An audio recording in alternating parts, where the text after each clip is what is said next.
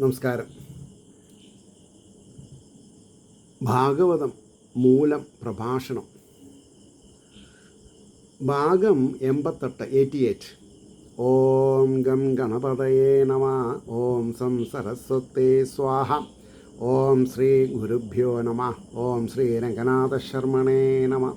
നാരായണ നാരായണ നാരായണ നാരായണ നാരായണ നാരായണ നാരായണ നാരായണ നാരായണ നാരായണ നാരായണ. ഓം ശ്രീകൃഷ്ണാർപ്പണമസ്തു. ഓം ശ്രീകൃഷ്ണായ പരബ്രഹ്മണേ നമഃ. ഓം ശ്രീകൃഷ്ണായ പരമാത്മനേ നമഃ. ഹരേ രാമ രാമ രാമ ഹരേ ഹരേ, ഹരേ കൃഷ്ണ കൃഷ്ണ കൃഷ്ണ ഹരേ ഹരേ. ശ്രീമദ് ഭാഗവതം മൂലം പ്രഭാഷണം ഭാഗം 88. ഈ എപ്പിസോഡിൽ പ്രഥമസ്കന്ധത്തിൽ 7-ാം അധ്യായത്തിൽ 34-ാമത്തെ ശ്ലോകമാണ് പറയേണ്ടത്. 34-ാമത്തെ ശ്ലോകം മുതൽക്കാണ് പറയേണ്ടത്. 34-ാമത്തെ ശ്ലോകം: ശിബിരായാനിനീഷന്തം രജ്വാ ബദ്ധ്വാരിഭും ബലാത് പ്രാഹാർജുനം പ്രകുപിതോ ഭഗവാൻ അംബുജേക്ഷണ. ശിബിരായനിനീഷന്തം രജ്വാ ബദ്ധ്വാരിഭും ബലാത്, കയറുകൊണ്ട് നന്നായിട്ട് മുറുക്കെ കെട്ടിയെന്ന് തന്നെയാണ് പറഞ്ഞതേ. പ്രാഹ അർജുനം പ്രകുപിതോ ഭഗവാൻ അംബുജേക്ഷണ. ഭഗവാൻ അർജുനനോട് എന്തോ പറഞ്ഞു. എന്താ നോക്കാം. ശത്രുവിനെ കയറുകൊണ്ട് ബന്ധിച്ചിട്ട് പടഗൃഹത്തിലേക്കായിക്കൊണ്ട്, അതായത് യുദ്ധഭൂമിയിൽ തന്നെയാണ് അവരെ, ബലാത്കാരേണ കൊണ്ടുപോകാൻ ശ്രമിക്കുന്ന അർജുനനോട് ഭഗവാൻ എന്നുള്ളതിന് അർത്ഥം പറയണത് ജ്ഞാനസ്വരൂപൻ. ഞാനും നിങ്ങളും വിചാരിച്ച ഈശ്വരനല്ല, ജ്ഞാനസ്വരൂപൻ. പ്രത്യേകിച്ച് ഗുരുവായൂരിലുള്ള കീഴ്ശാന്തിമാരൊക്കെ ശ്രദ്ധയോടുകൂടി മനസ്സിലാക്കേണ്ട ഒരു കാര്യമാണത്. എന്താ? ഭഗവാൻ ജ്ഞാനസ്വരൂപനാണ്. അപ്പോൾ ഭഗവാന്റെ കണ്ണിൽ കരട് കണ്ടു എന്ന് പറഞ്ഞാൽ അന്തം വിടേണ്ട ആവശ്യമില്ല. അത് ശരിയല്ല. അതന്നെ വിഗ്രഹത്തിൽ എന്ന് പറഞ്ഞാൽ വിശേഷേണ ഗ്രഹിക്കേണ്ടതായിട്ടുള്ള വിഗ്രഹത്തിൽ എന്ത് വേണമെങ്കിലും ആവാം. അത് ഗുരുവായൂരപ്പനെ ബാധിക്കില്ല. അതേമാതിരി ചിലവർ ഇന്ന് അത്തം മുതലൊക്കെ പൂക്കളുണ്ട്. കണ്ണൻ്റെ പൂക്കളെന്ന് പറയില്ല, കണ്ണന് വേണ്ടിയിട്ടുള്ള പൂക്കളെന്നാവാം. കണ്ണൻ്റെ പൂക്കളം നമുക്കിടാൻ പറ്റുമോ? ആലോചിച്ച് നോക്കൂ. കണ്ണനാരാ, നമ്മളാരാ അല്ലേ? അഹം ബ്രഹ്മാസ്മി തത്വമസി അർത്ഥം മനസ്സിലാക്കിയാലും പ്രഭു ഭൃത്യബന്ധം നമ്മൾ മനസ്സിലാക്കണം. വിട്ടുകൊടുക്കരുത്. വിട്ടാൽ നമ്മൾ സ്വയം നമ്മൾ ഭഗവാനാണ് എന്ന് നമ്മൾ പറയരുത്. പറഞ്ഞു മനസ്സിലായോ? അപ്പോൾ ഇവിടെ ഭഗവാൻ ജ്ഞാനസ്വരൂപനാണ്, അറിവാണ് സ്വരൂപം. അതേമാതിരി ഭക്തവത്സലൻ, ഭക്തന്മാരുടെ വത്സലൻ, ഭക്തന്മാരെ വാത്സല്യത്തോടു കൂടി കാണുന്നവനാണ്. അപ്പോൾ താമരക്കണ്ണൻ ഏറ്റവും കോപിച്ചവനായിട്ട് പറഞ്ഞു. അതെന്തിനാ? അർജുനനെ അളക്കാൻ വേണ്ടിയിട്ട്. ശത്രുവിനെ കയറുകൊണ്ട് കെട്ടി താമസിക്കുന്ന സ്ഥലത്തേക്ക് ബലാൽ വലിച്ചു കൊണ്ടുപോകാൻ ശ്രമിക്കുന്ന അർജുനനോട് താമരതളം പോലെ നീണ്ടു വികസിച്ച കണ്ണുകളോടുകൂടിയ ഭഗവാൻ ഏറ്റവും കോപഭാവത്തെ കോപഭാവം ഇല്ല അദ്ദേഹത്തിന്, പ്രകാശിപ്പിച്ചുകൊണ്ട് പറഞ്ഞു. എന്താ പറഞ്ഞത്? പുത്രവധം നിമിത്തം ദുഃഖവും കോപവും നിറഞ്ഞിരിക്കുന്നവനാണെങ്കിലും അർജുനൻ്റെ ധർമ്മനിഷ്ഠയെ പ്രകാശിപ്പിക്കുന്നവനായിട്ട് ശ്രീകൃഷ്ണൻ പറഞ്ഞു എന്ന് ധരിക്കണം. എന്താ? താമരതളം എന്ന പ്രയോഗം കൊണ്ട് കോപവും നാട്യമാണെന്ന് ധ്വനി. ഭഗവാൻ നടിക്കുകയാണ്. എന്താ കാണിക്കണത് കൃഷ്ണ, അല്ല അർജുന? ചെയ്തത് ശരിയായി തന്നെയാണ് പറഞ്ഞതേ. അതാണ്. അപ്പോൾ പ്രകാശിപ്പിച്ചുകൊണ്ട് പറഞ്ഞു, പുത്രവധം നിമിത്തം ദുഃഖവും കോപവും നിറഞ്ഞിരിക്കുന്നവനാണെങ്കിലും അർജുനൻ്റെ ധർമ്മനിഷ്ഠയെ പ്രകാശിപ്പിക്കുന്നവനായിട്ട് ശ്രീകൃഷ്ണൻ പറഞ്ഞു എന്ന് സാരം. അതായത് അർജുന ചെയ്തത് നന്നായി എന്നാണ് പറഞ്ഞതേ, അല്ലാതെ ചെയ്തത് നന്നായില്ല എന്നല്ല പറഞ്ഞത്. 35-ാമത്തെ ശ്ലോകം നോക്കുമ്പോൾ നമുക്ക് കുറേ കൂടി അതിനെ പറ്റിയിട്ടൊരു ധാരണ വരും. മൈനം പാർത്ഥ അർഹസി ത്രാതും ബ്രഹ്മബന്ധും ഇമം ജഹി യ അസാവനാഗസ സുപ്താൻ അവധീൻ നിശി ബാലകാൻ മൈനം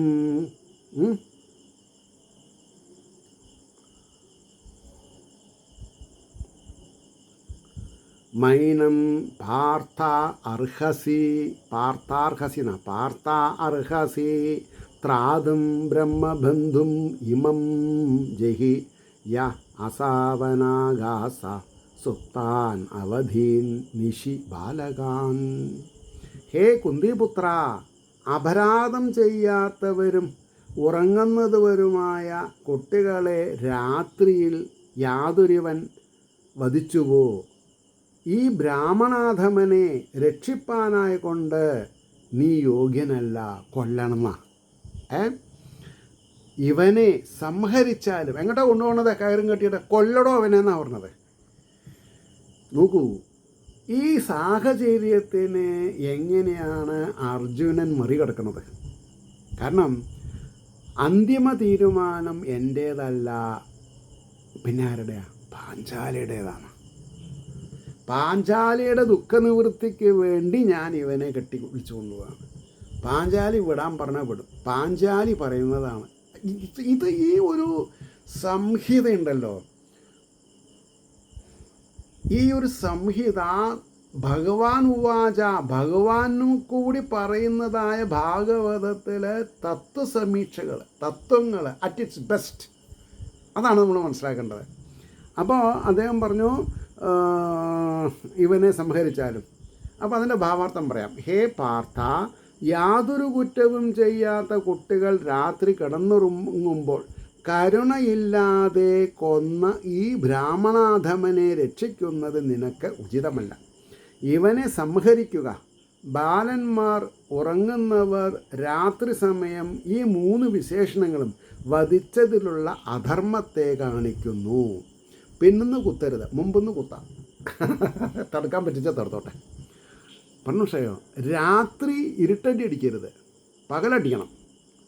അപ്പോൾ ധർമ്മം എന്താണെന്നുള്ളത് ഭാഗവതം നമ്മളെ പഠിപ്പിക്കണം. പക്ഷെ പഠിക്കാത്തതിന് ആര് കുറ്റം? 8, 10, 12 വയസ്സിൽ പഠിച്ചിരിക്കണം. മനസ്സിലായില്ലേ? ഇത് പഠിച്ചാൽ വേറെ എൻജിനീയറും ഡോക്ടറും ആവണേക്കാൾ മേലെയാണ് നമ്മുടെ പദവി. അതെന്താ മനസ്സിലാവാത്തത്? ഇപ്പോൾ എന്നെ സംബന്ധിച്ചിടത്തോളം അതിപ്പോൾ ഞാൻ തന്നെ പറഞ്ഞത് ശരിയാണോ വെച്ചാൽ അതെ, ശരിയാണ്. കാരണം എന്താ, ഞാൻ അനുഭവിക്കുന്ന amount of peace of mind, ഞാൻ മറ്റുള്ളവർക്ക് കൊടുക്കുന്ന മാനസികമായ സംഘർഷങ്ങളെ ഇല്ലായ്മ ചെയ്യാനുള്ള ഉപദേശങ്ങളുടെ വ്യാപ്തി നോക്കുമ്പോൾ എനിക്ക് ധൈര്യമായിട്ട് പറയാം, ഞാൻ ധർമ്മം വധ ധർമ്മം ചര, ധർമ്മത്തെ വധിക്കുന്നവനും ധർമ്മത്തിൽ ചരിക്കുന്നവനാവുകൊണ്ട് മാത്രം സാധിക്കുന്ന ഒരു കാര്യമാണ്. മറ്റുള്ളവരുടെ വിഷമങ്ങളെ ഇല്ലായ്മ ചെയ്യാനുള്ള ഗുരുത്വം കിട്ടിയിട്ടുള്ളത് ഭാഗവത്തിൽ നിന്നാണ്. അതുകൊണ്ടാണ് പറഞ്ഞത്, എനിക്ക് അനുദിനം വന്നുകൊണ്ടിരിക്കുന്ന സാധാരണ പച്ചയായ മനുഷ്യൻ അനുഭവിക്കുന്ന വിപരീത സന്ദർഭങ്ങളെ ഞാൻ എൻ്റെ പോസിറ്റിവിറ്റി കൊണ്ട് നെഗറ്റിവിറ്റീനെ ഇല്ലായ്മ ചെയ്യുന്നതിൽ വിജയിച്ചിട്ടുണ്ടെങ്കിൽ അതിന് കാരണം ഭാഗവതമാണ്. അപ്പോൾ ഈ modern science ends there starts the spirituality എന്ന് ഞാൻ എപ്പോഴും പറയാറുണ്ടല്ലോ. അപ്പോൾ മോഡേൺ സയൻസാണ് ഈ ഡോക്ടർ ഓഫ് ഫിലോസഫി എന്നുള്ളത്. ആ ഡോക്ടർ ഓഫ് ഫിലോസഫി കൊറോഷൻ സയൻസിലാണ് എൻ്റെ 2 മക്കളും പാസ്സായിട്ടുള്ളത്. അവർ എന്നോട് പറഞ്ഞത് എന്താ, അച്ഛാ, ഏതൊരു പ്രതിസന്ധി ഘട്ടത്തെയും ഞങ്ങൾക്ക് തരണം ചെയ്യാൻ സാധിക്കാൻ അങ്ങ് 4 വിളക്ക് കൂടി 4 തിരി ജാസ്തി കത്തിക്കൂ. അത് കേൾക്കുമ്പോൾ എനിക്കുണ്ടാകുന്നൊരു ആവേശം. കാരണം എന്താ, എൻ്റെ മക്കൾ ഞാൻ നടക്കുന്ന വഴിയെ സ്വീകരിച്ചിട്ടുണ്ടെന്നും അത് തെറ്റല്ലെന്നും അവർക്ക് കൂടി ഊർജം പകരുന്നതാണെന്നും ഞാൻ മനസ്സിലാക്കുമ്പോൾ ഞാൻ തിരഞ്ഞെടുത്തിട്ടുള്ള രീതി അല്ലെങ്കിൽ ഞാൻ തിരഞ്ഞെടുത്തിട്ടുള്ള പാത 101% ശരിയാണെന്നുള്ള ബോധം എനിക്കുണ്ടാവും. ആ ബോധമാണ് എനിക്ക് കടന്ന ഉറക്കം വരുത്തുന്നതും കഴിക്കണത് ദഹിപ്പിക്കണത്. പെണ്ണുഷായില്ലേ, ഡെൻമാർക്കിൽ ക്ലാസ് എടുക്കുന്ന എൻ്റെ പയ്യൻ പറഞ്ഞു, അച്ഛാ, 4 തിരി ജാസ്തി കത്തിക്കൂ, എൻ്റെ ക്ലാസ്സൊക്കെ നന്നാവട്ടെ. എൻ്റെ മോള് പറഞ്ഞു ഞാൻ ഇന്നോവേറ്റീവ് മാനേജറാണ്, 7-8 പ്രോഡക്റ്റ് ഉണ്ടാക്കിയിട്ടുണ്ട്. അടുത്ത മീറ്റിങ്ങിൽ MD ആയിട്ട് സംസാരിച്ച് ഇത് വിപണിയിൽ എത്തിക്കാൻ എനിക്ക് സാധിക്കട്ടെ അച്ഛനൊരു 10 തിരി കത്തിക്കൂ. തിരി എത്ര ഹോൾസെയിലാണ് വാങ്ങി വെച്ചിരുന്നത്, കത്തിക്കന്നെ. ഓം നമോ ഭഗവതേ വാസുദേവായ, ഓം നമോ നാരായണായ, ഓം ഹരയേ നമ, ഓം നമ. ജപിച്ചുകൊണ്ടിരിക്കുക. അതിൻ്റെ ഇടയ്ക്ക് ശ്രീകൃഷ്ണ കഥാമൃതം, അതിൻ്റെ ഇടയ്ക്ക് ഭാഗവതം മൂലം പ്രഭാഷണം. What else you need. 36-ാമത്തെ ശ്ലോകത്തിലേക്ക് പോകാം നമുക്ക്. മത്തം എന്ന് പറയരുത്, മത്തം മതിച്ചവൻ അർത്ഥം. മത്തം പ്രമത്തം ഉന്മത്തം സുപ്തം ബാലം സ്ത്രീയം ജഡം പ്രപന്നം വിരധം ഭീതം നരിപും ഹന്തി ധർമ്മവിത്. എന്തൊക്കെയാ അവിടെ? മത്തം പ്രമത്തം ഉന്മത്തം സുപ്തം ബാലം സ്ത്രീയം ജഡം പ്രപന്നം വിരധം ഭീതം നരിപും ഹന്തി ധർമ്മവിത്. അതായത് നരിപും, ശത്രുക്കളെ ഈ സാഹചര്യത്തിൽ കൊല്ലാൻ പാടില്ല എന്നാ. ആരൊക്കെയാ? മതിച്ചവനെ, അവഹിതനല്ലാത്തവനെ, ഭ്രാന്തനെ, ഉറങ്ങുന്നവനെ, കുട്ടിയെ, സ്ത്രീയെ, ഉത്സാഹിയല്ലാത്തവനെ, ശരണം പ്രാപിച്ചവനെ, തേരില്ലാത്തവനെ, ഭയപ്പെട്ടവനെ എന്ന് ഈ വിധം ഇരിക്കുന്ന ശത്രുവിനെ ധർമ്മം അറിയുന്നവൻ നഹന്തി ഹനിക്കുന്നില്ല, ഹനിക്കാൻ പാടില്ല. 10 വീതം ആൾക്കാരെ ഹനിക്കാൻ പാടില്ല. ഈ ശ്ലോകമൊക്കെ അറിയാണ്ട് പോയാൽ അല്ലേ. അപ്പോൾ മത്തം പ്രമത്തം ഉന്മത്തം സുപ്തം ബാലം സ്ത്രീയം ജഡം പ്രപന്നം വിരധം നരിപും ഹന്തി ധർമ്മവിത്. എൻ്റെ ഭാവാർത്ഥം പറയാം. ശത്രുവായാലും കുട്ടിയെ കൊല്ലുന്നത് ധർമ്മമല്ല എന്ന് കാണിപ്പാൻ ധർമ്മശാസ്ത്രപ്രകാരം കൊന്നുകൂടാത്തവരെ കാണിക്കുന്നു. മദ്യാദി സേവനനിമിത്തം ബുദ്ധിക്കും മാറ്റം ഭവിച്ചവനോ, മറ്റു വിഷയത്തിൽ മനസ്സു ചെല്ലുകയാൽ യുദ്ധത്തിൽ ശ്രദ്ധ വയ്ക്കാതെ നിൽക്കുന്നവനോ, പിത്താധിക്യം മുതലായ ദോഷത്താൽ ഭ്രാന്തനായിരിക്കുന്നവനോ, ഉറങ്ങുന്നവനോ, കുട്ടിയോ, ഉത്സാഹരഹിതനോ, സ്ത്രീയോ, ശരണം പ്രാപിച്ചവനോ, തേരുടഞ്ഞു പോകുക നിമിത്തം വാഹനമില്ലാതെ നിൽക്കുന്നവനോ, ഭയപ്പെട്ടവനോ ആയ ഈ 10 ശത്രുക്കളെ ധർമ്മം അറിയുന്നവൻ കൊല്ലുകയില്ല. ആകയാൽ അങ്ങന്ന് കുട്ടികളെ കൊന്നവൻ ധർമ്മിഷ്ഠനല്ല. ആരെ? അശ്വത്ഥാമാവ് ധർമ്മിഷ്ഠനല്ല. അവനെ കൊല്ലു. എങ്ങോട്ടാ കയറി കെട്ടിക്കൊണ്ടുപോകണം? What you mean? കൊടുത്തൊരു ഡോസ്. അതുകൊണ്ട് അശ്വത്ഥാമ വധ്യനാകുന്നു എന്ന് ഉറപ്പ്. 37-ാമത്തെ ശ്ലോകം. സ്വപ്രാണാന്യ പരപ്രാണൈ പ്രപുഷ്ണാത്യ അഘൃണഘല തദ്വധസ്തസ്യ ഹി ശ്രേയോ യദ്ദോഷാദ്യാധ്യധ പുമാൻ. സ്വപ്രാണാന്യ പരപ്രാണൈ പ്രപുഷ്ണാ അത്യഘൃണഘല തദ്വധസ്തസ്യ ഹി ശ്രേയോ യദ്ദോഷാദ്യാധ്യധ പുമാൻ. അഘൃണ എന്ന് പറഞ്ഞാൽ കൃപയില്ലാത്ത, ദുഷ്ടനായ യാതൊരുത്തൻ അന്യപ്രാണങ്ങൾ കൊണ്ട് തൻ്റെ പ്രാണങ്ങളെ പോഷിപ്പിക്കുന്നു. ഇതാണ് ഈ നോൺ വെജിറ്റേറിയൻ കഴിക്കേണ്ടവർ ശ്രദ്ധിക്കേണ്ട കാര്യം. ഈ 5 പ്രാണൻ, ഈ പാഞ്ചാലിയുടെ 5 കുട്ടികളെ കൊല്ലാന്ന് പറഞ്ഞാൽ 5 ബ്രഹ്മഹത്യാ പാപമാണ് ആര് ചെയ്തിരുന്നത്? അശ്വത്ഥാമാവ് ചെയ്തിട്ടുള്ളത്. അപ്പോൾ അവൻ്റെ വധം അവനു തന്നെ ശ്രേയസ്സാകുന്നു എന്ന് പറഞ്ഞാൽ അവൻ അങ്ങനെ ചെയ്തവൻ ജീവിച്ചിരിക്കാൻ പാടില്ല, അവനെ വധിക്കണം. യാതൊരു ദോഷം ഹേതുവായിട്ട് പുരുഷൻ കീഴോട്ട് പോകുന്നു, അതപ്പതിക്കുക, കീഴോട്ട് പോകാൻ പാടില്ല. ഇനി അതിൻ്റെ ഭാവാർത്ഥം പറയുമ്പോൾ ക്ലിയർ ആവും. യാതൊരു ദുഷ്ടൻ കരുണയില്ലാതെ അന്യരെ ഹിംസിച്ച് തന്നെ രക്ഷിക്കുന്നുവോ? ആടിനെയും മാടിനെയും കോഴിനെയും പോത്തിനെയും കൊന്ന് തിന്നിട്ട് നമ്മളെ രക്ഷിക്കാമെന്ന് പറഞ്ഞാൽ ബ്രഹ്മഹത്യാപാപാണ്. എവിടെ കൊണ്ട് കളയും? എന്തുകൊണ്ട്? സനാതനധർമ്മത്തിൽ വിശ്വസിക്കേണ്ടതായ ഹിന്ദുക്കൾ അങ്ങനെ ചെയ്യണം.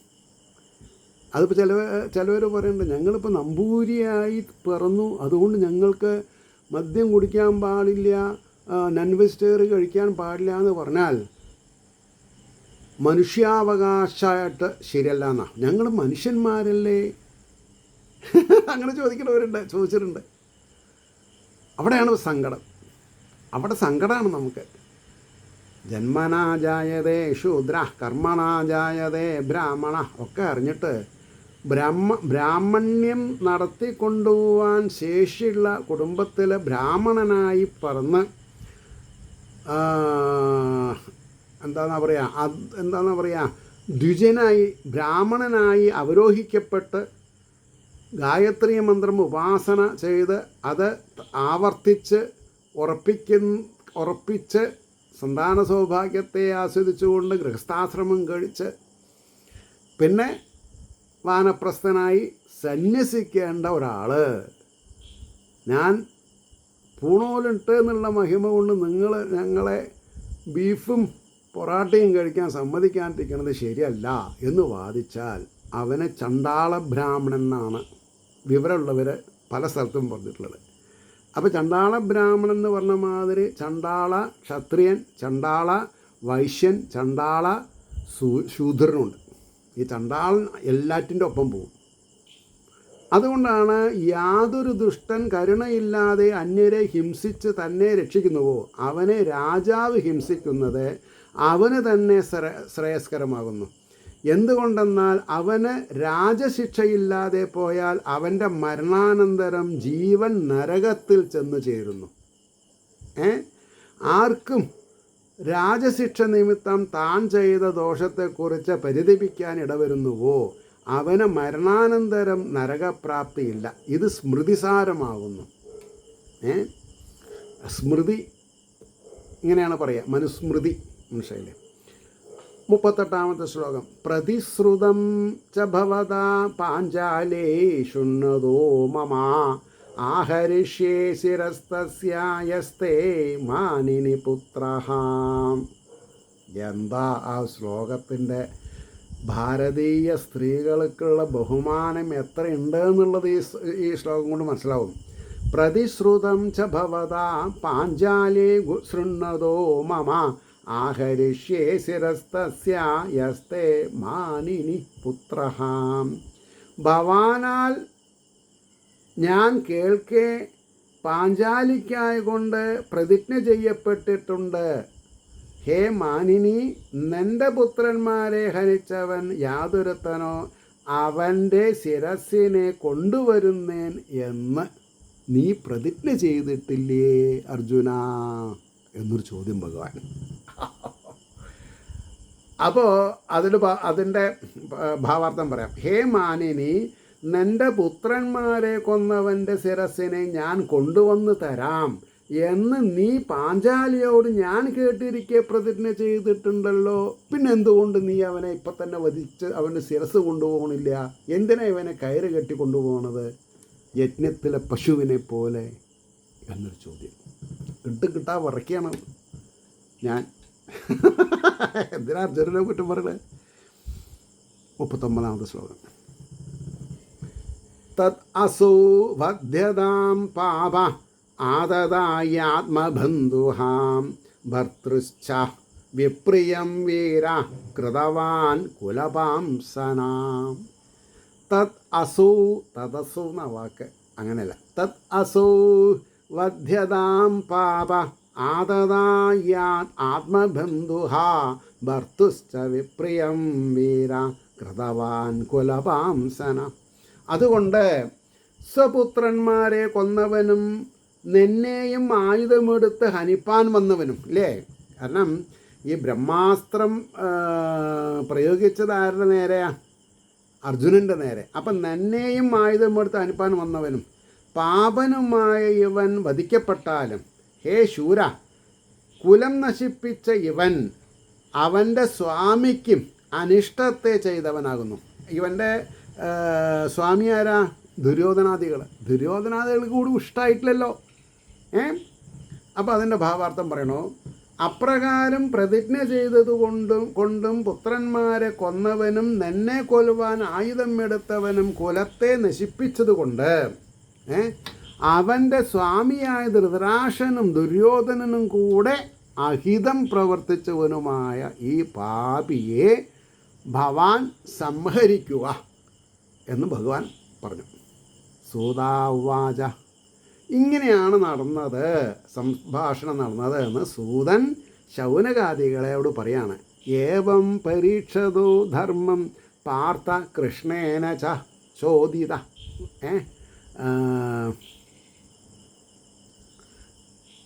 ഉദിത എന്നാ വരട്ടോ, ഞാൻ നോക്കട്ടെ ഒരു മിനിറ്റ്. ഏവം ചോദിത ഉദിത ചോദിത എന്ന് നെട്ടുവാ. ഏവം പരീക്ഷത അധർമ്മം പാർത്ഥ കൃഷ്ണേന ചോദിത നൈച്ഛദ്ധന്ധും ഗുരുസുതം യദ്യപ്യ ആത്മഹനം മഹാൻ. ഏവം പരീക്ഷത ധർമ്മം പാർത്ഥ കൃഷ്ണേന ചോദിത നൈശ്ചദ്ധന്ധും ഗുരുസുതം യദ്യപ്യ ആത്മാഹനം മഹാൻ. ഇപ്രകാരം ധർമ്മത്തെ പരീക്ഷിക്കുന്ന കൃഷ്ണനാൽ, ഇത് നമ്മളൊക്കെ കേസിലുണ്ട്. ഭഗവാൻ എപ്പോഴും ട്രയൽ ആൻഡ് എറർ ബേസിൽ നമ്മളെ പരീക്ഷിക്കും. അതിൽ ആ സമയത്തും നമ്മൾ വിരളാതെ കണ്ട് സ്ഥിതപ്രജ്ഞയിൽ ഇരുന്നാൽ ഭഗവാന് സന്തോഷമാവും. ഇല്ലെങ്കിൽ ഭഗവാൻ വിചാരിക്കും, ഇവൻ എങ്ങനെ എൻ്റെ ആശ്രിതനായത്, ശരിയല്ല എന്ന് പറഞ്ഞ് ഭഗവാന്റെ കൃപ നമുക്ക് കിട്ടില്ല. നമ്മളെ ഓരോരുത്തരെയും ഭഗവാൻ എന്താണെന്നാ പറയുക, ട്രയൽ ആൻഡ് എറർ എന്നാണ് പറയുക. ട്രയൽ ആൻഡ് എറർ, തെറ്റിയിട്ടും എറർ, ട്രയൽ പരിശോധിക്കുക, എക്സ്പെരിമെൻ്റ് ചെയ്യുക. ഇവൻ ധർമ്മിഷ്ഠനാണോ അല്ലയോ?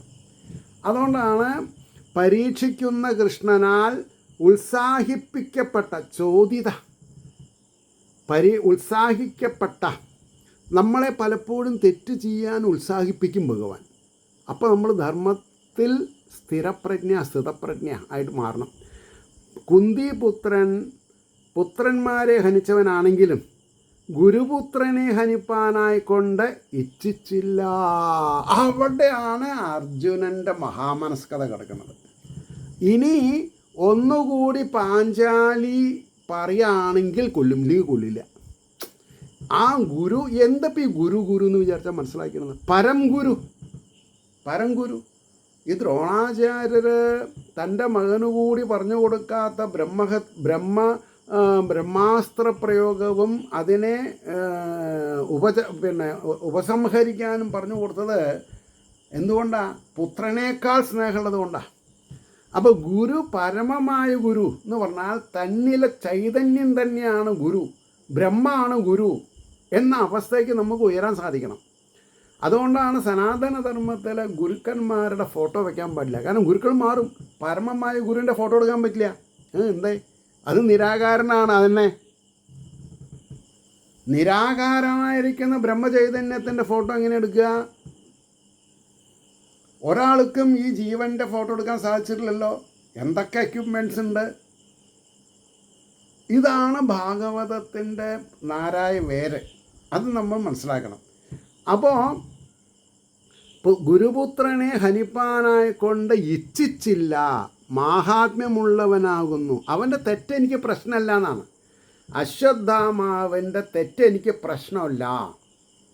അത് ദൈവത്തിൻ്റെ ഇച്ഛയാണെന്ന് വിചാരിച്ച് ഞാൻ സമാധിച്ചോളാം. ഞാൻ എൻ്റെ ഗുരുനാഥന് പുത്രശോകം അനുഭവിപ്പിക്കില്ല എന്ന് അർജുനൻ പറയണത് ഭാരതീയ തത്വശാസ്ത്രത്തിലെ സ്വർണ്ണലിപികളാൽ എഴുതി വെക്കേണ്ട ധർമ്മമാണ്. തെറ്റ് ചെയ്തവനെ ഞാനല്ല ശിക്ഷിക്കാൻ, തെറ്റ് ചെയ്തവനെ ആ തെറ്റ് ശിക്ഷിക്കും.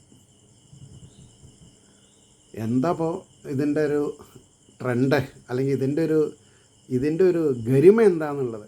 അപ്പോൾ സൂതൻ പറഞ്ഞു, അർജുനൻ്റെ ധർമ്മബുദ്ധിയെ പരീക്ഷിച്ചറിവാനൊരുങ്ങിയ കൃഷ്ണൻ മേൽപ്പറഞ്ഞ വിധം പറഞ്ഞ് ഉത്സാഹിപ്പിച്ചുവെങ്കിലും മഹാബുദ്ധിശാലിയും ധർമ്മിഷ്ഠനുമായ അർജുനൻ, മൈ ഗോഡ്, സ്വപുത്രന്മാരെ കൊന്നവനും തന്നെ വധിപ്പാനൊരുങ്ങിയവനുമാണെങ്കിലും ഗുരുപുത്രനായ അശ്വത്ഥാമാവിനെ കൊല്ലുവാൻ ഇച്ഛിച്ചില്ല. 1 2 3 ക്ലാപ്പ് ക്ലാപ്പ് ക്ലാപ്പ്. സത്യം വദ സത്യം ചര സത്യമേവ ജയതേ. സത്യം. ഗുരുവിനോടുള്ള ആദർശം നമ്മൾ ബലി കഴിക്കരുത്. എൻ്റെ ഗുരുനാഥൻ സ്വർഗത്തിൽ ഇരുന്ന് ചിരിക്കുന്നുണ്ടാവും. എന്താ കാരണം?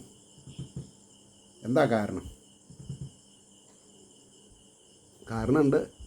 നമ്മൾ ഈ സബ്ജക്റ്റിൽ ഇത്രത്തോളം അഗാധമായി പോവാൻ സാധിച്ചത് അദ്ദേഹത്തിൻ്റെ ബ്ലെസ്സിങ്സ് കൊണ്ടാണ്. ചെറുശ്ശേരിൽ ആ കരുണാകരൻ പിള്ള എന്ന് പറഞ്ഞ ഒരു മഹാനുഭാവൻ്റെ ജന്മാന്തര പുണ്യമാകുന്ന ആധ്യാത്മിക എമൗണ്ട്, അദ്ദേഹത്തിൻ്റെ ക്രെഡിറ്റിലുള്ള ആധ്യാത്മിക എമൗണ്ട് എൻ്റെ എന്നല്ല ഒരു പരപ്രേരണയുമില്ലാണ്ട്, എന്നാൽ പരപ്രേരണ ഉണ്ടായിരുടെ ഭഗവാന്റെ പ്രേരണ കൊണ്ട് എനിക്ക് ട്രാൻസ്ഫർ ചെയ്ത് തന്നു എന്നാണ് പറഞ്ഞത് അദ്ദേഹം. എപ്പോൾ? 95 കർക്കിടക മാസം 32 രാത്രി, ശ്രീരാമ പട്ടാഭിഷേകം കഴിഞ്ഞിട്ടുള്ള രാത്രിയല്ല, കാലത്താണ് ഞങ്ങൾ ചെയ്തത്. കാരണം എന്നാലല്ലേ ആൾക്കാർ കൂടുള്ളൂ. അന്ന് നാഗപഞ്ചമിയും കൂടിയായിരുന്നു. ഒരു 10-200 ആൾക്കാർ. അതാണ് എൻ്റെ സന്തോഷം. എൻ്റെ അസറ്റ് എന്താ? അദ്ദേഹത്തിന് ഞാൻ കൊടുത്തിട്ടുള്ള വാക്ക്, അല്ലെങ്കിൽ അദ്ദേഹം എന്നിൽ നിന്ന് വാങ്ങിയിട്ടുള്ള വാക്ക്, don't become a professional, remain as an amateur എന്നുള്ളത് എത്രത്തോളം നീതി പുലർത്തുന്നുണ്ട് ഞാൻ എന്നുള്ളതിൽ എനിക്കുള്ള സന്തോഷം. മനസ്സിലായില്ലേ? അപ്പോൾ ഗുരുപുത്രനായ അശ്വത്ഥാമാവിനെ കൊല്ലുവാൻ ഇച്ഛിച്ചില്ല. ഗുരുവിലുള്ള ഭക്തി ഗുരുപുത്രനെക്കുറിച്ചും ഉണ്ടായിരിക്കണമെന്ന് സൂചിപ്പിച്ചു. അതാണ് മനസ്സിലായില്ലേ? അപ്പോൾ ഈ ഒരു നല്ല മുഹൂർത്തത്തിൽ എൻ്റെ ഗുരുപുത്രി, അതായത് ഗീതാ മേഡം എന്ന് പറയും ഞങ്ങൾ, അവരുടെ ഭർത്താവിൻ്റെ പേര് മധുസൂദനൻ എന്നാണ്. അവർ ആലപ്പുഴയിൽ നിന്ന് അവരുടെ സഹോദരി പുത്രനോട് കൂടി കാറെടുത്തിട്ട് 95 കിലോമീറ്റർ ദൂരത്ത്, എവിടെ, ഉമ്മന്നൂർ അഞ്ചുമൂർത്തി ക്ഷേത്രത്തിൽ എൻ്റെ സപ്താഹം നടക്കുമ്പോൾ എന്നെ കാണാൻ വന്നു. സത്യം, അതൊക്കെ അനുഭവിക്കുമ്പോൾ ഞാൻ ഓഡിയൻസിന് പറഞ്ഞു, അവർക്ക് പ്രത്യേകം പൂവും പ്രസാദമൊക്കെ കൊടുത്ത് പറഞ്ഞു, ഇതാ എൻ്റെ ഗുരുനാഥൻ്റെ മകള് ഇവിടെ വന്നിട്ടുണ്ട് എന്നെ കാണാൻ. അപ്പോൾ സ്വർഗത്തിൽ നിന്ന് അദ്ദേഹം വരാൻ പറ്റില്ലല്ലോ, അദ്ദേഹം എൻ്റെ ഒപ്പം ഉണ്ട് എന്നുള്ളത് വേറെ കാര്യം. അതായത് നിരാകാരനായിട്ട് അദ്ദേഹത്തിൻ്റെ ചൈതന്യം എൻ്റെ മുമ്പിലും പിമ്പിലും ഇടവും വലവും മേലും കീഴും നിന്ന് എന്നെ പ്രൊട്ടക്റ്റ് ചെയ്യുന്നുണ്ടെന്ന് എനിക്കറിയാം. അല്ലെങ്കിൽ ഒരു ഭാഷാ സ്വാതന്ത്ര്യം ഇല്ലാത്ത ഞാൻ ഇങ്ങനെ പറഞ്ഞ് ഫലിപ്പിക്കാൻ നമ്മളെ കൊണ്ട് സാധിപ്പിക്കുന്നുണ്ടല്ലോ, അത് ഭഗവാന്റെ ഒരു ആശീർവാദം.